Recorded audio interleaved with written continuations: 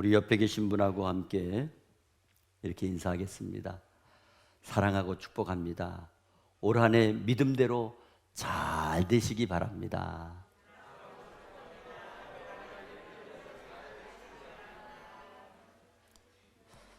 오늘 봉독한 말씀을 가지고 내려가지 말라, 그런 제목으로 함께 은혜를 나누려고 합니다. 하나님께서 가장 싫어하시는 사람의 죄의 근성 중에 하나가 불순종입니다.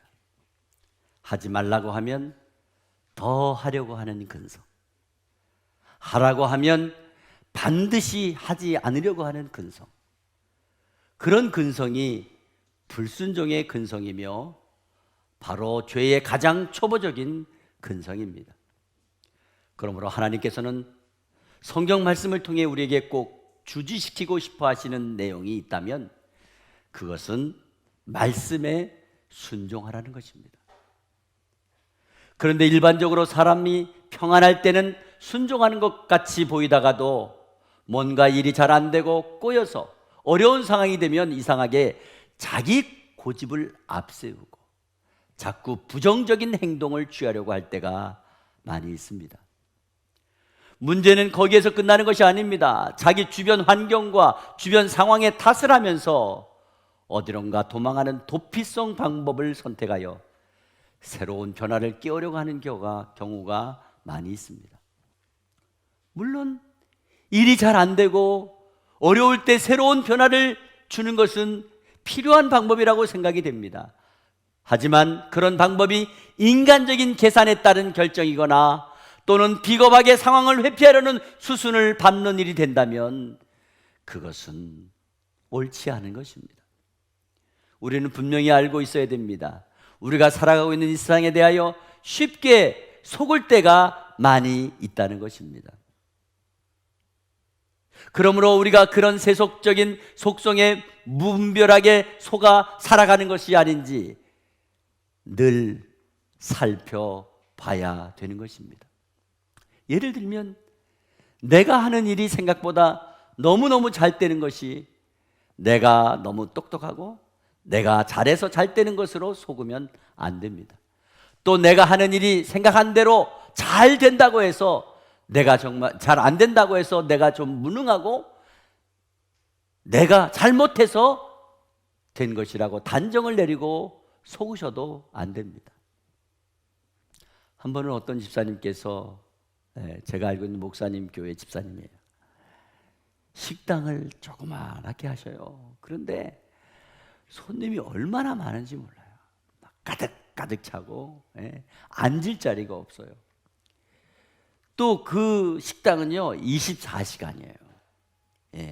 풀루예요. 그래서 가족들이 교대로 식당을 해요. 근데 얼마나 잘 되는지 몰라요. 돈을 많이 벌었어요. 그래서 아파트도 한 2채 사고 뭐 이러면서 심지어 그 식당을 살려고 하는데 안 팔아.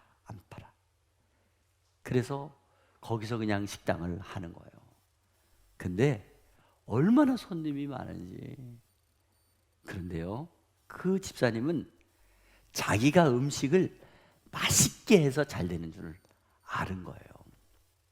내가 얼마나 음식을 맛있게 하면 이렇게 사람들이 많이 모일까. 그래가지고 이제 그 식당이 좁다고 생각하고 그 식당을 이제 다른 사람에게 넘겼어요.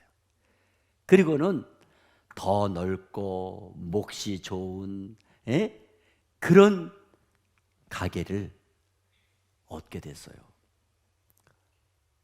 저도 한번 가봤는데 너무 좋아요. 넓고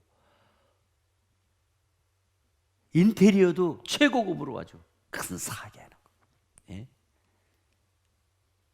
그리고 다시 개업을 했어요. 집사님은 그렇게 생각했어요. 자기가 음식을 맛있게 하니까 분명히 손님들이 그득그득 차고 줄 이어서 오겠지. 이제부터 엄청난 큰 돈을 벌겠지. 지금 조그만 식당에서 벌던 돈, 이거는 이거 잽도 안 되겠지, 이렇게 생각했어요. 한마디로 대박이 터질 줄 알았어요. 그런데 개업하고 났는데 웬일입니까? 그렇게 진짜 줄을 이어오던 손님은 눈을 씻고 봐도 보이지 않아요. 겨우 몇 명이 와서 식사를 하고 그러다가 가고, 그 작은 식당에 모이던 손님들은 다 어디로 갔는지, 내가 그렇게 음식을 맛있게 하는데 왜 안 모이는지 이해가 안 되는 거예요. 얼마 못 가서 높은 월세를 감당하기 어렵고 결국 그렇게 근사하게 해놓은 인테리어도 뒤로 한 채 문을 닫고 말았습니다. 여러분, 음식의 맛이 없어서일까요? 아니면 사업 경영을 잘못해서 그랬을까요? 우리는 그런 일이 일어났을 때 분명히 알고 있어야 됩니다. 물론 우리가 어떤 주변 환경과 형편과 상황을 살펴봤을 때 더 좋은 조건과 더 좋은 배경을 무시하라는 말씀이 아닙니다. 중요한 사실은 아무리 좋은 조건과 아무리 좋은 배경과 아무리 좋은 여건이 있다 할지라도 안 될 수도 있고요, 또 반대로 좋지 않은 배경과 좋지 않은 여건에서도요, 생각지 않았던 좋은 결과가 나올 수 있다는 것이 바로 저와 여러분이 살아가는 인간사의 상황이라는 것입니다. 결국 결과에 대해서 논할 수 없는 저와 여러분의 입장이라면 당연히 기도해야 되고, 당연히 전지전능하신 하나님의 은총을 기대하는 영적인 자세가 필요하다는 것입니다. 그러므로 내가 잘할 수 있어서가 아니라, 또 내가 못해서가 아니라, 최종적으로 내가 할 수 있는 모든 부분에 대해 절대자 하나님의 도움을 인정하고 순종하는 것이 바로 바른 신앙의 삶이라는 말씀입니다. 오늘 봉독한 본문 말씀을 보게 되면 믿음의 조상 아브라함 때에 첫 흉년이 들었습니다. 그래서 그랄 땅이라는 곳으로 내려갔어요. 그런데 그곳에서도 또 흉년이 든 것입니다. 요즘으로 말하면 수원에서 경기가 좋지 않아가지고 오산으로 내려갔는데 그거예요. 그런데 거기서 더 경기가 안 좋게 되었다는 것입니다. 그래서 아들 이삭이 그랄 땅에서 다시 애굽으로 내려가려고 마음을 먹고 있었습니다. 그런데 하나님께서 이 사실을 아시고 나타나셔서 오늘 저와 여러분이 봉독한 본문 2절 말씀에 여호와께서 이삭에게 나타나 이르시되 애굽으로 내려가지 말고 내가 내게 지시하는 땅에 거주하라. 하나님께서는 이삭에게 지금 내가 먹고 살아가는 일이 잘 안 되고 힘들고 어렵더라도 애굽으로 다시 내려가지 말라는 겁니다. 그리고 내가 지시하는 땅에 그냥 머물러 있으라는 말씀을 하셨습니다. 그리고 이어 3절 4절 말씀에 이 땅에 거류하면 내가 너와 함께 있어 내게 복을 주고 내가 이 모든 땅을 너와 내 자손에게 주리라. 내가 내 아버지 아브라함에게 맹세한 것을 이루어 내 자손을 하늘의 별과 같이 번성하게 하며 이 모든 땅을 내 자손에게 주리니 내 자손으로 말미암아 천하 만민이 복을 받으리라. 할렐루야. 무슨 말씀이에요? 한마디로 하나님의 명령대로 순종하면 이삭 너도 잘 될 뿐 아니라 앞으로 내 후손이 많게 될 텐데 다 잘 되게 될 거라 말씀해 주신 것입니다. 이 말씀은 하나님께서 다스리시는 나라를 세우시기 위한 계획이 이미 있다는 것을 말씀하는 것입니다. 그렇습니다. 하나님께서는 당신의 백성들이 하나님께 전적으로 순종하게 되면 이 세상의 조건과 상황에 따라서 살아가게 되는 것이 아니라 하나님의 말씀에 따라서 반드시 하나님의 약속대로 살아가게 될 것을 원하고 계신 것입니다. 그럴 때 하나님께서 삶을 풍성하게 해주시고 그 삶을 번성하게 해주신다고 약속하시는 것입니다.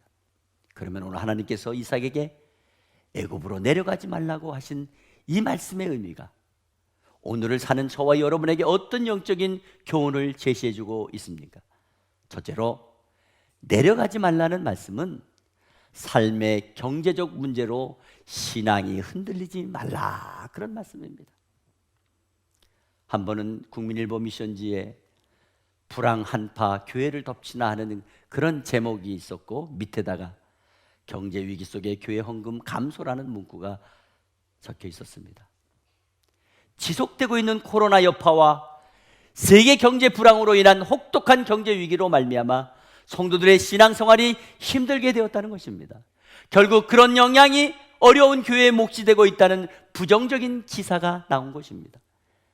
일반적으로 많은 성도의 경제적 어려움이 오게 되면 사람이 먹고 사는 문제가 시급해서 불신앙적 결단을 내리는 경우가 많이 있습니다. 그러나 그것이 오히려 불행하게 되는 경우가 있다는 것을 오늘 성경이 말씀하고 있는 것입니다.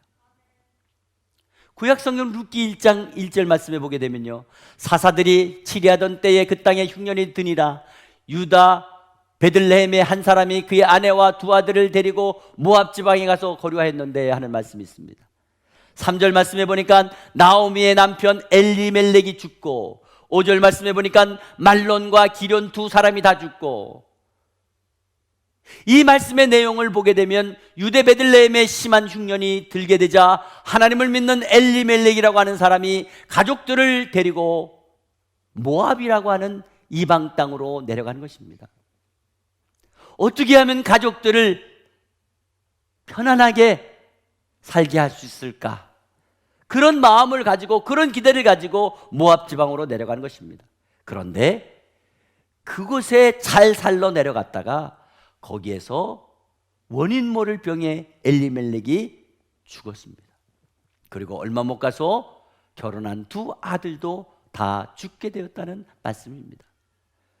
좀 더 잘 살기 위해서, 좀 더 잘 벌기 위해서 고향을 떠나 이방 땅에 갔다가 가족 중에 남자만 다 죽고 만 것입니다. 얼마나 불행한 일입니까? 여러분, 이런 일이 오늘날도 많이 있잖아요. 여러분, 러시아와 우크라이나 전쟁을 보셨죠? 러시아가 자기들이 더 잘 살기 위해서, 더 잘 되기 위해서 선택한 게 뭐예요? 우크라이나 땅이 좋으니까 저 땅만 차지하면 자기네 나라가 좋을 것으로 생각한 거죠. 그래서 달라고 하니까 안 주니까 뺏으려고 한 거 아니에요? 뺏으려고 할 때 어떤 생각했어요? 저거 뭐 쉽게 빼앗을 수 있지 뭐, 이런 생각 안 했겠어요? 그러나 지금 상황이 어떻게 되고 있어요? 어쩌면요, 러시아가 전쟁에 패할 수 있다는 기사를 보았어요. 오늘 이삭이 그렇게 애굽으로 내려가려고 하는 것처럼 수많은 사람이 삶의 어려운 상황에 닥치게 되면 신앙적인 생각을 하기보다는 현실적인 문제 해결을 위해 영적인 나태함과 죄를 상징하는 불순종의 모습으로 세상으로, 즉 애굽으로 내려가려는 경우가 많이 있다는 것입니다. 오늘날 수많은 성도의 삶에 먹고 사는 문제가 시급해서 신앙을 포기하면서까지 경제적 문제를 해결하려고 할 때가 많이 있다는 것입니다. 그래서 주일 예배를 소홀히 여기고 마땅히 성도로서 하나님께 드려야 될 부담을 내려놓고 하나님을 먼저 섬겨야 될 우선순위에서 밀려나게 된 것을 많이 볼 수 있다는 것입니다.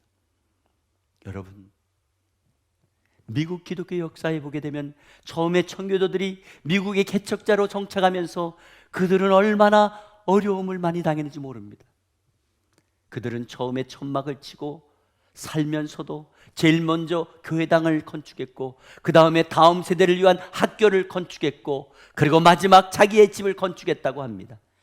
지금 당장 삶이 불편하고 어렵고 힘들더라도 먼저 하나님 앞에 예배드리는 것을 중요하게 생각하고, 그 다음 미래의 자녀들을 위해 학교를 세웠으며, 그들의 영적인 선택이 오늘날 세계 제1의 경제대국을 이루어 복을 받게 된 것인 줄 믿으시기 바랍니다.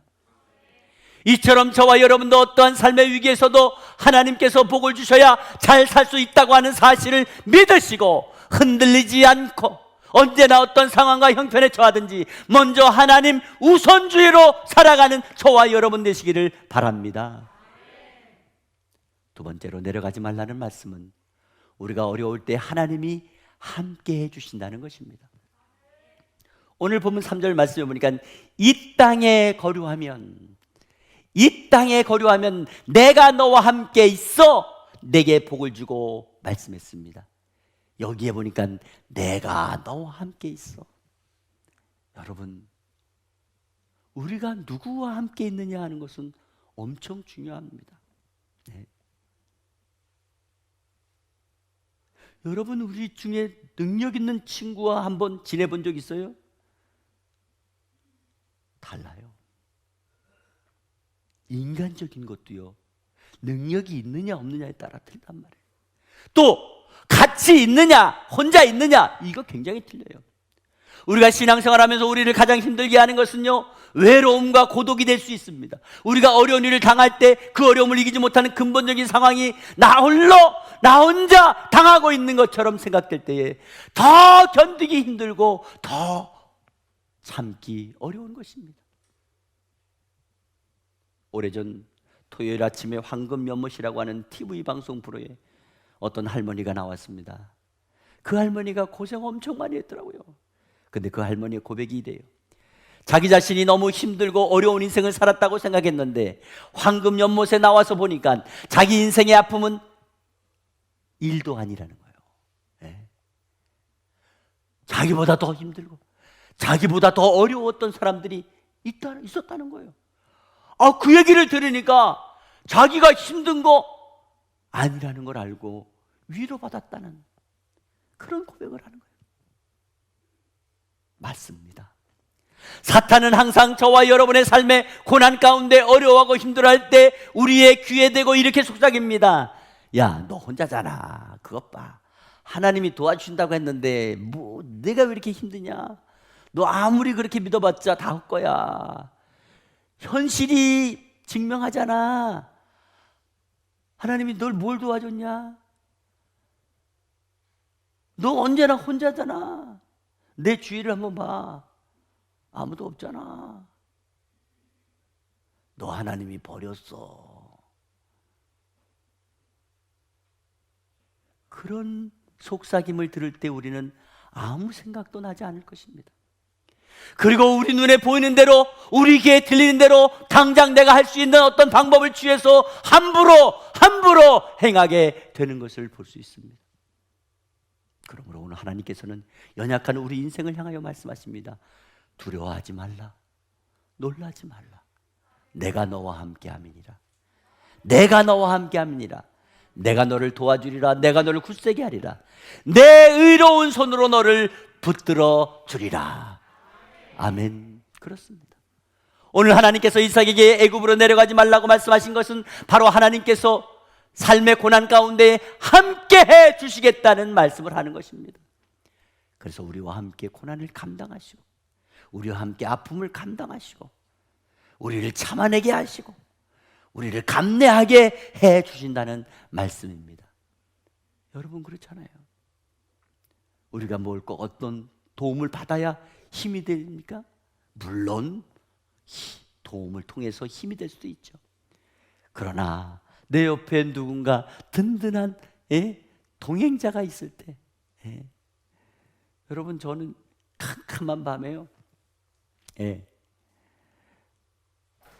그저 조그만 애 손잡고 가는데도 안 무섭더라고요.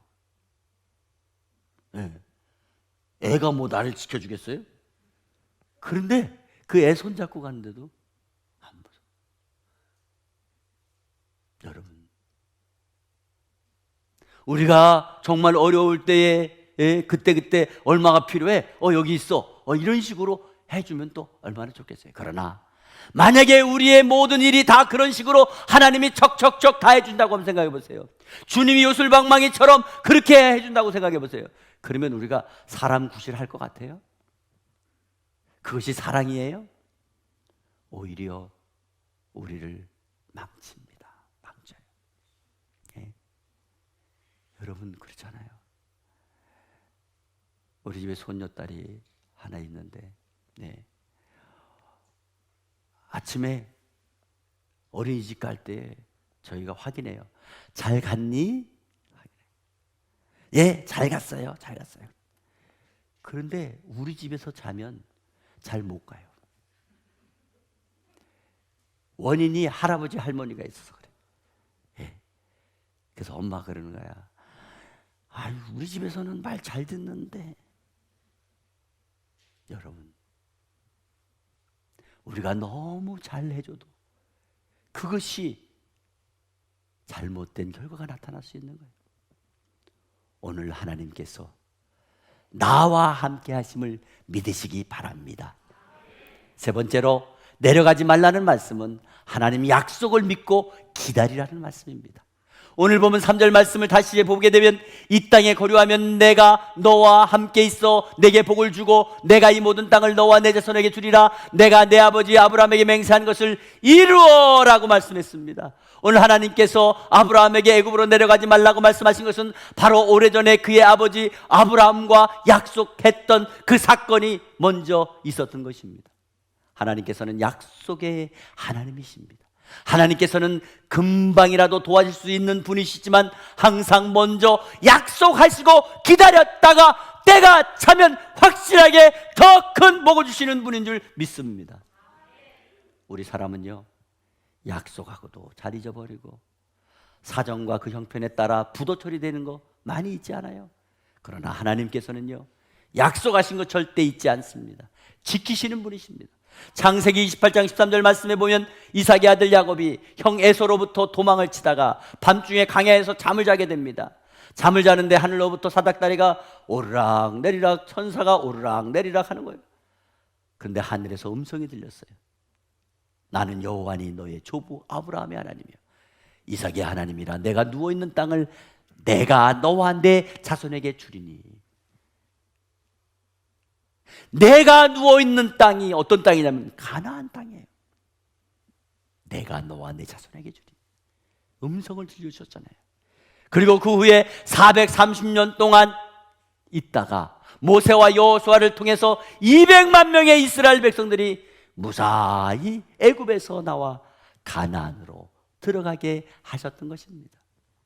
그러므로 오늘 이삭에게 애굽으로 내려가지 말라고 말씀하시는 것은 아무리 삶이 힘들고 어렵고 괴롭더라도 하나님의 백성들에게 약속된 귀한 축복이 있으니 끝까지 믿고 인내하라는 말씀입니다.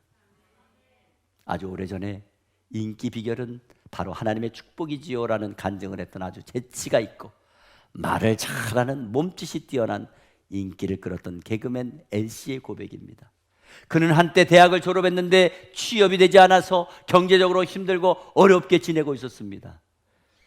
그러던 중 부모님의 권유로 부모님이 섬기고 있는 교회에 나가서 교회 학교 교사로 봉사하고 또 성경 공부를 하면서 신앙을 키웠다고 합니다. 그 후에 공채 개그맨이 되었고 어느 해에는 연예 대상을 받는 영예를 얻었다고 합니다. 그가 그렇게 되기까지는 매일 새벽마다 기도해 주시며 매년 30명에 40명을 전도하며 항상 긍정적인 믿음을 가지고 살아가셨던 부모님이 자기에게 계셨기 때문이라고 간증했습니다. 그도 몇 차례 집장만을 위해 돈을 모아두면 이상하게 그때마다 교회 선교와 교회 건축으로 여러 번 헌금했다고 합니다. 그가 말하기를 내 것을 하나님께 드리면 하나님께서 채워주시는 기적을 경험하게 되었다고 간증을 했습니다. 그가 연예인 생활 8년 동안에 큰 집을 장만하게 되었습니다. 그가 고백하기를 놀랍게도 예전에 빨리 집을 장만할 수 있었는데 그때 장만했다면 아주 조그만 집을 장만했을 텐데 오히려 그때마다 또 선교비로 그때마다 교회 건축 헌금으로 이렇게 드려서 야 나는 이제 집 장만하기 힘들었나 보다 했는데 늦게 집을 주시는데 큰 집을 주신 거예요. 하나님께 드린 것에 몇십 배 넘는 좋은 집을 한 번에 주신 것 같아서 너무 감사하다는 간증을 했습니다. 그러면서 하나님을 믿는 중심이 바로 서 있을 때 하나님께서 인기도 주시고 재물도 허락해 주셨다고, 자신의 성공과 자신의 삶의 행복을 하나님께서 깨닫게 해주셨다고 간증했습니다. 무슨 말씀입니까? 삶의 어려움 때문에 세상으로 피하는 것이 아니라 삶의 어려움 때문에 오히려 주님께 피했더니 주님께서 함께 해주셨으며 때가 참에 더 좋은 것, 더 귀한 것으로 넘치게 주셨다고 간증한 것입니다. 사랑하는 성도 여러분, 이 세상에 삶의 어려운 문제가 일어나고 시련이 닥쳐와도 세상으로 피하려고 하지 마시기 바랍니다. 오늘 이삭처럼 주님께 피하시기 바랍니다. 그럴 때 주님께서 책임지시고 물붓듯이 은혜와 축복을 허락해 주실 줄 믿습니다. 오늘 복록한 창세기 26장 12절 13절 말씀해 보니까 결론의 말씀이 이렇습니다. 이삭이 그 땅에서 농사하여 그 해에 100배나 얻었고 여호와께서 복을 주심으로 그 사람이 창대하고 왕성하여 마침내 거부가 되어. 할렐루야. 그렇습니다. 하나님께서 삶에 어려운 일이 있어도 내려가지 말라고 하신 그 말씀의 그 배후에는 우리가 상상할 수 없는 하나님의 축복이 기다리고 있었다는 것입니다. 그의 흉년의 때지만은 100배나 얻었다고 했습니다. 복을 주심으로 창대했다고 했습니다. 왕성하여 마침내 거부가 되었다고 말씀했습니다. 얼마나 유쾌하고 얼마나 통쾌하고 얼마나 상쾌한 역전의 은혜요 축복입니까? 우리의 삶이 아무리 힘들고 어렵고 안 되더라도 절대 흔들리는 신앙 되지 마시기 바랍니다. 내려가는 신앙 되지 마시기 바랍니다. 떠나가는 신앙 되지 마시기 바랍니다. 어떻게든 하나님께 순종하여 신앙의 자리를 지켜서 하나님께서 함께 동행해 주실 뿐만 아니라 하나님의 때가 차면 우리에게 약속해 하신, 그래서 믿고 기다리던 상상 그 이상의 은혜와 복으로 풍성하게 해 주실 줄 믿으시기 바랍니다. 그래서 멀지 않은 날 오늘 이 말씀을 당당하게 그대로 간증할 수 있는 믿음의 승리자, 믿음의 복받은 자, 믿음의 능력자가 다 되시기를 주 예수 그리스도의 이름으로 축원합니다. 축원합니다.